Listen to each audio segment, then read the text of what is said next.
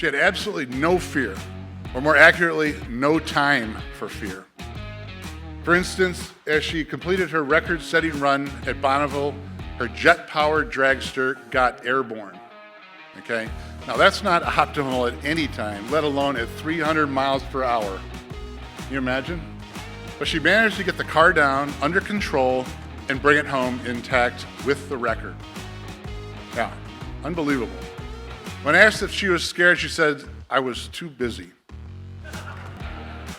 That's pretty awesome.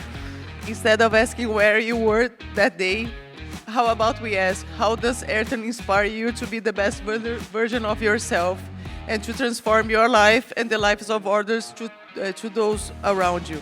Today, my uncle inspired me to be here, to stand before you watching, before everyone watching around the world and celebrating his legacy for the next generation. Thank you so much for bringing so much joy to my family and to many millions of fans around the world. More than 1,000 horsepower packed into this pushrod design. Maybe you don't know, but they called it the Beast. When it finally roared onto the track at Indianapolis, it didn't just compete, it dominated. It captured the pole and led every lap but 7 in the 1994 Indianapolis 500.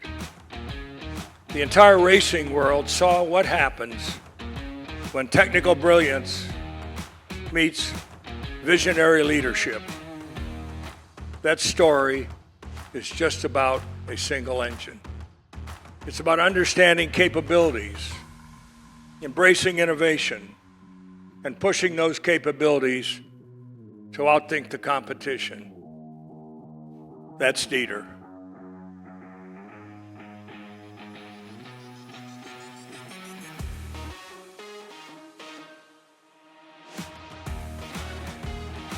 Before I get started, I'd like to thank the Davis family and the Automotive Hall of Fame for having me here in this magnificent new building. It really has that new building smell. I consider it one of the great honors of my life to induct my mentor, David E. Davis Jr., in front of this good-looking crowd. David E. had one of the great offices of all time. He ran Automobile magazine from a tall, tin-ceilinged diorama on the corner of 4th and Liberty Streets in Ann Arbor. It was filled with pictures of him with Fangio, Gurney, Shelby, and many other one-word, one-name legends enshrined in the hall. On one wall was the grille from a Mercedes-Benz 600, and on the other was a pink neon sign that read, Animal X. But the first thing you saw was the sign above the door. It read, "If we want the readers to think it's important, we have to treat it importantly." This was David's battle cry, not just in the editorial sense, but for his whole life. He knew it was important, and he treated it with proper ceremony. He did it with flair. David was a romantic, a raconteur, a hunter, of birds and deer, but also of the good life. He came from the great storytelling tradition of the South, and he had an innate sense of what to leave in and what to leave out. This served him well in his stints in the ad business and in publishing. But David didn't think of himself as a copywriter or journalist. He thought of himself as a sort of professional enthusiast, someone whose job it was to share his passions with the world. His guiding passion was personal freedom, and he believed that the car was the best means of achieving it. Words were important. Unlike most automotive writers, like me, whose prose was loose and padded, David E.'s words had weight and precision and pace. They hurtled across the page like the V12-powered GTs he loves so much. During the decade I worked for David at Automobile, I got to see his process up close. He agonized over words because he knew that the right words were the gateway to the imagination. When David E. worked at Campbell Ewald on the Corvette account in the 60s with Betty Skelton, he told me he used to start off by writing ads for Ferraris and then substituted the word Corvette for Ferrari when he turned in his copy. He wanted to capture the aspirations of the Corvette by summoning the spirit of those legendary Italian road racing cars. And what do you know? Here we are, all these years later, with Corvettes that stand tall against the cars from Maranello.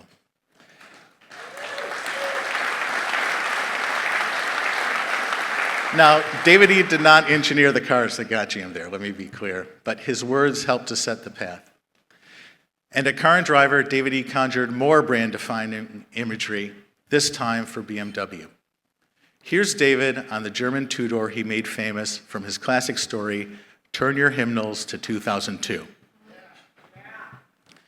Nobody believes it until I suck their headlights out, but nobody doubts it once that nearly silent, unobtrusive little car has disappeared down the road and around the next bend, still accelerating without a sign of the brake lights. That story defined BMW and led to its rise in America because David captured what made those cars important. It wasn't about the 2002's performance numbers. It was about the car's essence, the way it made you feel. That's what his writing did. It put you there. Presentation was important too, both personal and on the page. Automobile Magazine, which he launched in 1986 after a second storied run at Car and Driver, was the first four-color, perfect-bound car magazine in America. He wanted a format that would treat the car with the importance it deserved. They say you judge an editor by the writers they attract, and David E. attracted the best. Bruce McCall, Jamie Kitman, who's sitting right here, P.J. O'Rourke, Jim Harrison, the list goes on and on. They wanted to write for David because his magazines were pure reflections of his own charisma, philosophy, and style. Car and Driver and Automobile were basically David E. in printed form. And his personal presentation was no less legendary. It was not uncommon for David E. to show up at the office wearing a tweed cape from his favorite Savile Row tailor, Anderson and Shepard. And at one corporate function, he came wearing a pith helmet. Yes, a pith helmet. But he pulled it off. I am, he announced, an adventurer, a risk taker, a man who shuns conformity. Ultimately, because he treated the important things importantly, he himself became important. There is no legacy in automotive journalism like David's. He knew that if you dramatize the driving experience and put your whole self on the page, people would pay attention. You would connect with the audience in a profound and lasting way. Car enthusiasts read Car and Driver and Automobile, wanting to be the ones driving the cars, traveling the world, and experiencing the good life the way David E. depicted it. Swashbuckling adventures, all enabled by the automobile.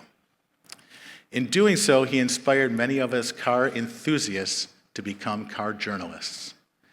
Everyone from grizzled magazine editors to fresh-faced YouTubers owe David E. a huge debt of gratitude. He was the spark. Welcome, David E. Davis, Jr., to the Automotive Hall of Fame.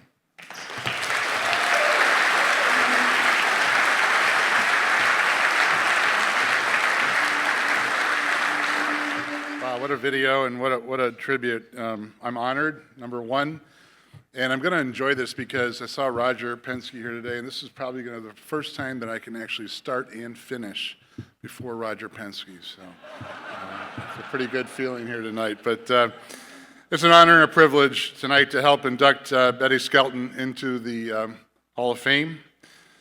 If you know who Betty Skelton is, you're probably wondering why she isn't already into the Hall of Fame. And if you don't know who she is, you're probably going to think I'm describing a character out of a Marvel movie. But Betty was a real person who had a real positive effect on aviation and automobiles, on General Motors and Corvette, and on American culture and women's role in it. As you heard in the video, Betty is known as the First Lady of Firsts. The ones mentioned in the video only scratched the surface. Let me give you a few more of her very long list of superlatives. She became the youngest American to fly solo at age 12. Think about that for a moment. The youngest American to receive a pilot's license at 16. In various airplanes, she set world speed and altitude records by the time she was just in her early 20s. Yeah, wow. She won the Feminine International Aerobatic Championship 3 years in a row from 1949 to 51, the first and only one ever to do so. She was the first woman ever to compete in the stock car flying mile at Daytona in 1954. The first woman ever to drive an Indy car. Think about that for a moment. Yeah, very nice. Yeah, I know, right? Unbelievable.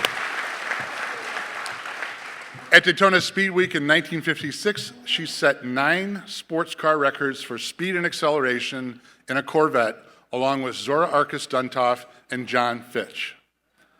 Yep, and she set 4 different land speed records for women at Bonneville Salt Flats, including driving a jet engine dragster 315 miles an hour in a flying mile in 1965.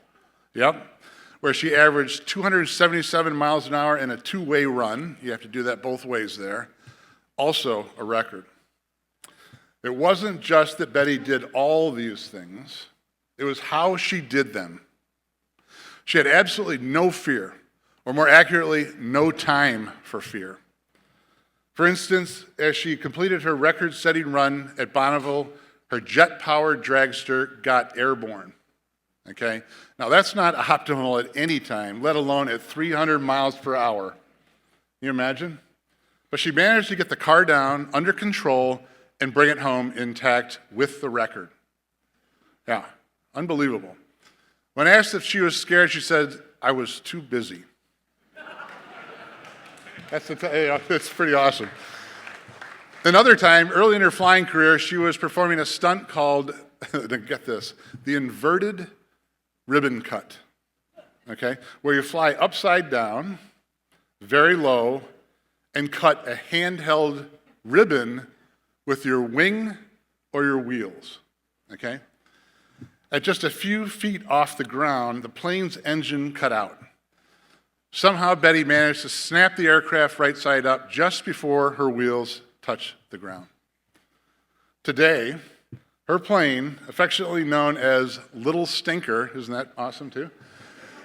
Hangs in the Smithsonian National Air and Space Museum. Yeah, that's pretty amazing.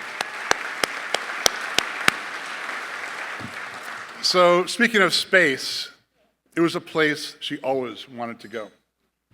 But when NASA trained its first astronauts, the Mercury 7, military test pilot experience was a strict requirement.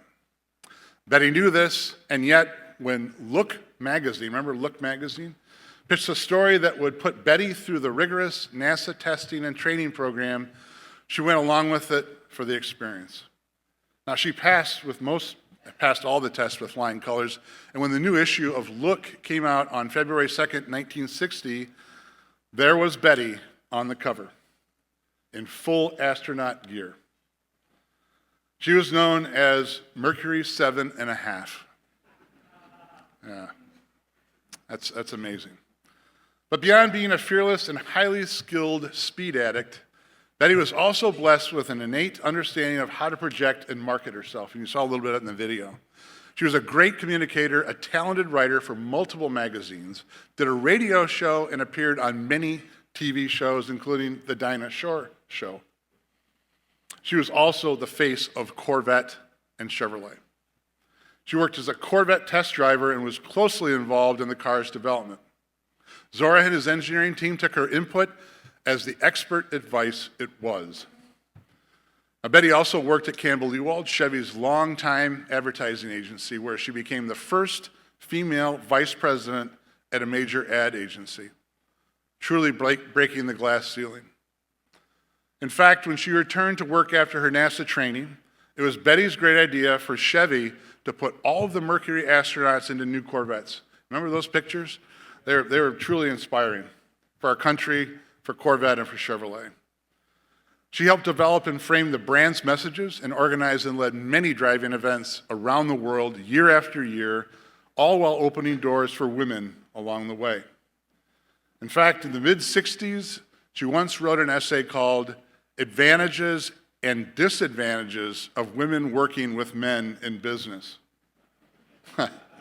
Pretty much covers it all. It's real Mad Men stuff, right?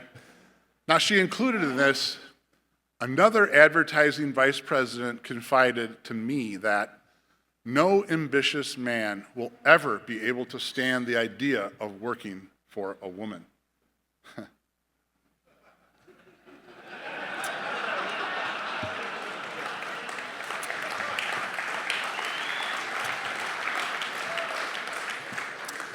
I can tell you firsthand that ad exec was dead wrong, and I think Betty knew he was wrong too. Yep, it's very wrong, very wrong. Yeah. She was way ahead of her time in countless ways, and it's hard to imagine we'll ever see anyone else quite like her, regardless of gender. She accomplished all these things at a time when women didn't or could not do many of the things that she did or were not given that opportunity. In many of her endeavors, she would find that records or even categories for women simply didn't exist. She was an inspiration then, especially for women, and should be still one today for all of us. In 2010, Betty was honored in Daytona by the women of the Winners Circle Foundation and was presented with its Pioneer Award by race car driver Lynn St. James, who is also in this Hall of Fame. Yes, it was a big deal. Upon receiving the award, Betty said, "Thank you so much. I thought people had forgotten." About 6 months later, she passed away at the age of 85. Tonight, we're here to make sure that Betty, her amazing life, her remarkable contributions to the world are always remembered. And I'm grateful to the Automotive Hall of Fame for making this happen and having the honor of presenting this for her tonight. So thank you very much for coming and being here and listening, and I hope you enjoyed hearing about her. She was just a remarkable person for this industry and for our company. Thank you.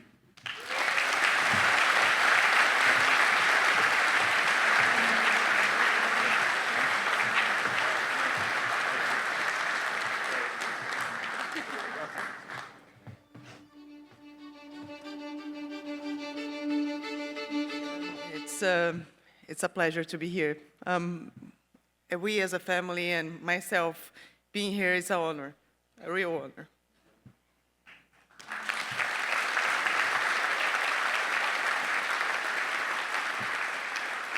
Thank you. On behalf of the Senna family, I would like to thank you, and the Automotive Hall of Fame for the incredible honor of recognizing and making my uncle, and his remarkable journey being inducted here today. It is such a special moment for us as a family and for Brazil that is watching us. And obviously, we want to congratulate all the other inductees and its representatives. And, it's a true honor to be here and share this moment with you.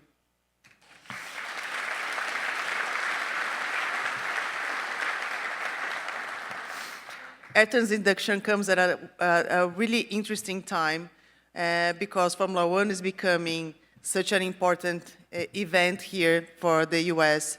And we just made a survey about, what Ayrton represents for the new generation here. And we found out that from every 6 people from 10 that knows Ayrton from the documentary or from the series become fans. So, what means is that he still inspires people, not only the ones that have seen him race, but also the ones that haven't seen him race. So it's a true honor to see, how he is able to really inspire people to be their best version.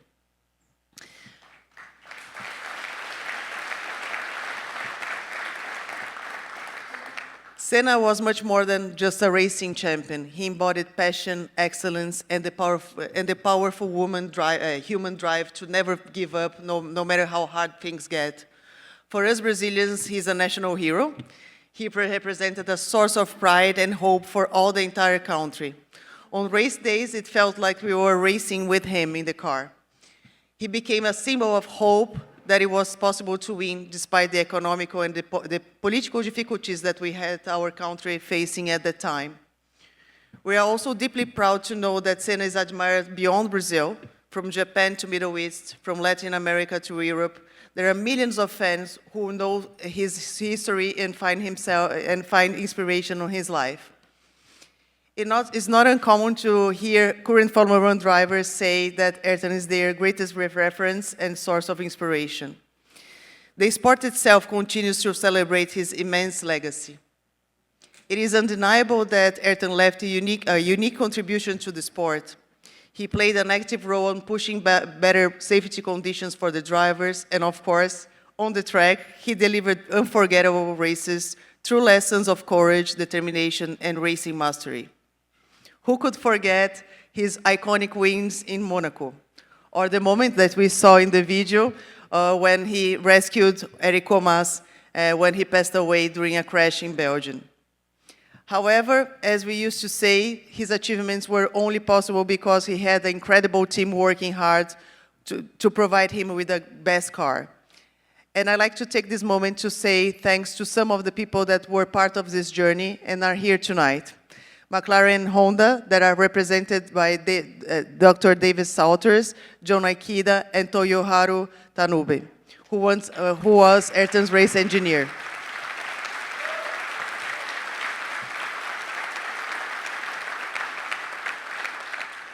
And Lauren Gordon, VP of Marketing and Communication at McLaren IndyCar.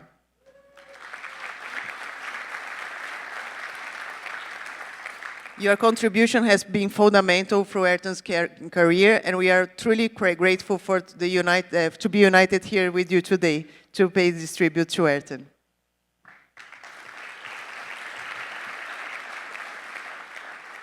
I'd like to also highlight Ayrton's legacy outside of the motorsport. His dream to help the new generations in Brazil to have opportunity to dream and become successful in their lives turned into one of Brazilian's largest and most successful social enterprises. The Ayrton Senna Foundation, the institute, was created in '94, and since then it had reached over 39 million children in Brazil through education.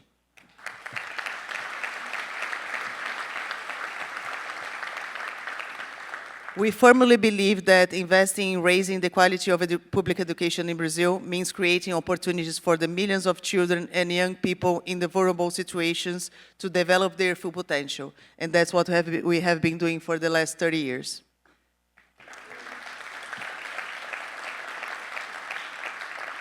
Today, I serve as the CEO of Senna Brands, the company that manages Ayrton's image, story, and Senna brand, and the Senna brand and the Senninha cartoon, a children's cartoon created by Ayrton himself to teach values to children.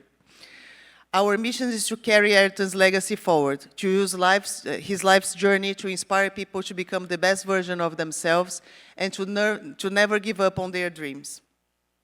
Ayrton is the ultimate symbol of that message, and his brand is the vehicle through which we share this inspiration, through products, experiences, entertainment, such as the Netflix series, that reminds people that each one of us has the inner hero capable of achieving greatness. And that's what we saw here with the other inductees and so many that has already been inducted during the past inductees. We work with over 65 partners and are presented in more than 70 countries. And of course, a portion of the revenue generated by the Senna brand goes to fund the incredible work of the foundation.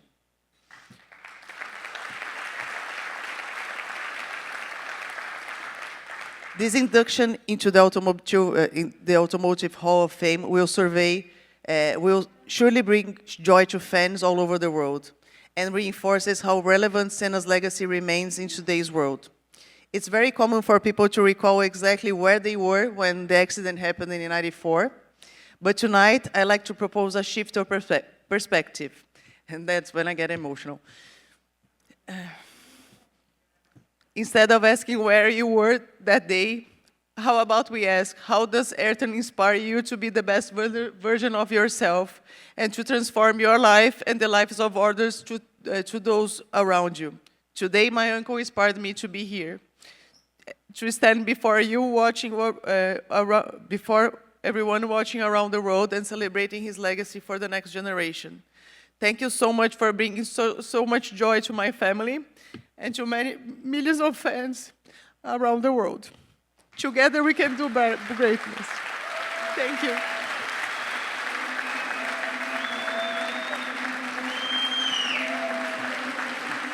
Good evening, everyone. And certainly, before I start, I want to tell Mark Royce, I never mind being in your draft. But also to John and to Sarah, keeping this legacy intact and keeping it in Detroit is special for me and everyone else here tonight. So let's give them a big hand.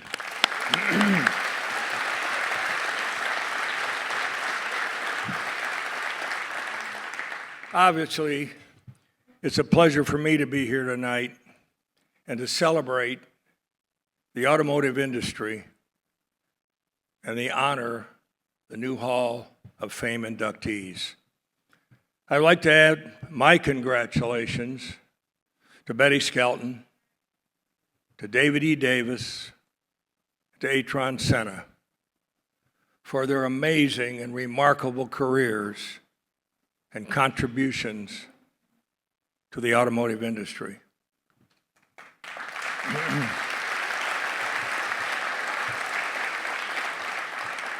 It's a pleasure to welcome them into this year's Hall of Fame. What an honor and a privilege it is for me tonight to stand before all of you and introduce a leader and a colleague, and most importantly, my friend Dieter Zetsche. My first connection with Dieter was back in 1991. He was moving to the United States of America to become president of Freightliner Trucks. Guess what? We met at the Detroit airport to discuss the Penske relationship with Freightliner and obviously our business at Detroit Diesel. That meeting, for me and for Dieter, turned out to be a pivotal moment for us. Throughout Dieter's remarkable career, Dieter has always, as it was said in the video, shown a relentless pursuit of excellence. From his early days as an electrical engineer and as chairman of Daimler AG and a head of Mercedes-Benz cars, few people have had as much influence on the automotive industry as Dieter. If you asked him what he liked most about his career, he would probably say something like this: products, technology, and certainly motorsports. Dieter is a hands-on guy. He preferred to spend time in a design studio, perform test drives in the pursuit of perfection, and also many, many times help his team win on the racetrack. How could we ever forget tonight the marketing campaign called AskDrZ.com, where Dieter had his picture on the front of the Chrysler headquarters in Auburn Hills. You know something? I never asked him how many cars and trucks he sold. He can be credited with so many accomplishments. However, there are a couple tonight I'd like to highlight. When Dieter took control of Daimler Chrysler back in the early 2000s, Mercedes was struggling. It had lost the luxury sales crown to its chief rival, and he was working through a merger with Chrysler. He was determined to reshape Mercedes and bring it back to prominence. Under his leadership, Mercedes-Benz reaffirmed its reputation for engineering excellence embraced by its future by modernizing the Mercedes-Benz brand. He introduced new models, advanced aerodynamics, improved safety, and always brought a hybrid vehicle option to the brand. Think about that. All of these were big steps designed to bring Mercedes back to prominence. Guess what? Under his leadership, Mercedes-Benz won Formula One championships in consecutive years through 2014 and 2020. He also recaptured the luxury car crown in 2016, the first in over a decade. At the same time, Dieter can be credited with restructuring the larger Daimler organization by transferring the company from a complex conglomerate to one focused on passenger cars and commercial vehicles. Speaking about engineering, many of you remember the engine Dieter's team developed at Indy for the 500? Let's go back to 1994 when Penske Racing and Mercedes-Benz unveiled something the racing world had never seen before: a powerful stock block V8 racing engines. And it was built in total secrecy, and it was known as the 500i Mercedes-Benz engine. It had raw power, more than 1,000 horsepower packed into this pushrod design. Maybe you don't know, but they called it the Beast. When it finally roared onto the track at Indianapolis, it didn't just compete, it dominated. It captured the pole and led every lap but 7 in the 1994 Indianapolis 500. The entire racing world saw what happens when technical brilliance meets visionary leadership. That story is just about a single engine. It's about understanding capabilities, embracing innovation, and pushing those capabilities to outthink the competition. That's Dieter. While his accomplishments are endless, perhaps the thing I respect most about Dieter is his character. He's authentic, he's honest, and he's engaging. Whether it's the employees on the factory floor or speaking to the next generation of engineers, he leads with humility and a genuine passion for people. That's rare combinations of technical brilliance and human touch, which makes him so respected. As we celebrate Dieter's induction into the Automotive Hall of Fame, his career has been defined by vision and ingenuity that will never be forgotten. Tonight, we welcome him into the Automotive Hall of Fame. We celebrate not only what he has accomplished, but also the inspiration that he has provided so many of us in this room and around the world. Everyone, please join me in congratulating Dieter Zetsche on his well-deserved induction into the Hall of Fame. Roger, you're leaving me almost speechless. Because when Roger Penske says nice things about you, you know you've arrived.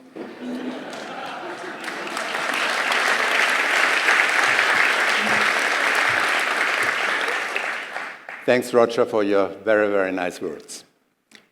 I appreciate them as well as our long association and our true friendship. And I'm honored to join you and my fellow inductees tonight in the Automotive Hall of Fame. It's great to see so many familiar faces here tonight, colleagues with whom I worked, and counterparts against whom I competed. That competition that made us all better. I want to express my appreciation to the Hall of Fame for this recognition. To have one's name and story added to the pantheon of innovative and hardworking people who built this industry over a century and a half is very humbling. When I was notified of my selection some months ago, my first thought was how bewildered my 11 or 12-year-old self would have been about my future self going into a Hall of Fame. Because at that young age, I had already come to the sad conclusion, as do many kids in Germany, that I was no great talent in soccer. And I only associated institutions such as this with sports. There would be no Bundesliga for me. Instead, I went into engineering. And that turned out to be a wise second choice, because it led me directly to the auto industry. In my mind, as likely in many of yours, there's no better place to work and make a career. That's a message I continue to share with young people today. Long ago, the great Austrian economist Peter Drucker referred to the auto industry as the mother of all industries. He was right then, and he is still right today, despite all the current challenges. The auto industry touches everything: manufacturing, global trade, technology, marketing, labor, transportation, you name it. It remains the primary driver of many national economies and GDPs. Better still, cars and trucks can be sexy. They're equal parts art and science. If you don't deliver a good product, the market finds you out fast. And the automotive journalists among you won't pull any punches. Now, other industries certainly produce significant goods as well, and that we need all. But in this business, you have those wonderful days when you're driving a performance car on a test track in the morning and then driving a highly capable SUV through the muck in the afternoon. And you get paid for it. There are also tremendous global opportunities, of which I was a great beneficiary. The years I spent in Brazil and Argentina earlier in my career with Mercedes were tremendous for my personal and professional growth. Leaving Brazil as a chief engineer to run our company in Argentina was my final step into general management. The company offered me some time in a business school to prepare, as I was only a simple engineer. I declined. 2 years later, under Menem's presidency, I had gone through 4 central bank presidents, 5 ministers of economy, 6 economic plans, a new currency, and hyperinflation peaking at 20,000%. Now, that was a business boot camp. And it was better training than 20 years of business classes in preparing me for the years ahead. I think very fondly of my time here in Detroit heading up Chrysler. It wasn't easy in the beginning. Lee Iacocca's American icon in the hands of a young German engineer was a shock to some. So I was amazed by the support and friendship I received in the following years. Reviving morale, or getting our mojo back, as we said, launching the 300C with Snoop Dogg as its biggest fan,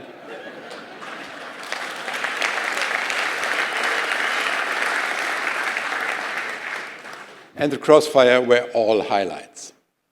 Chrysler was a very special place. We worked and we played hard.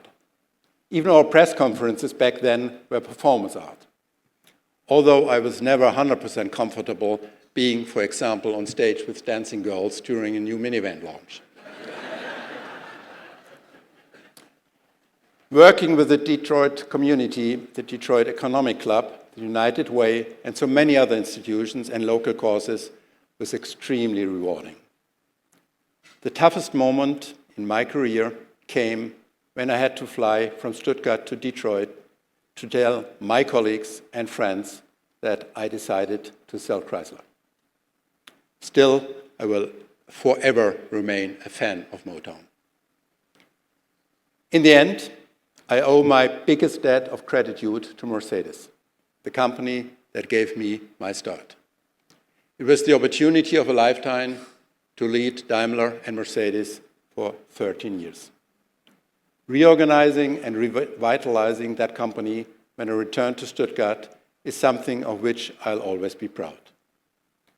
My two top priorities as CEO were always to satisfy the interests of all my stakeholders, but much more importantly, to be worthy of Gottlieb Daimler and Carl Benz, our founders and inventors of the automobile, by making the Mercedes star shine.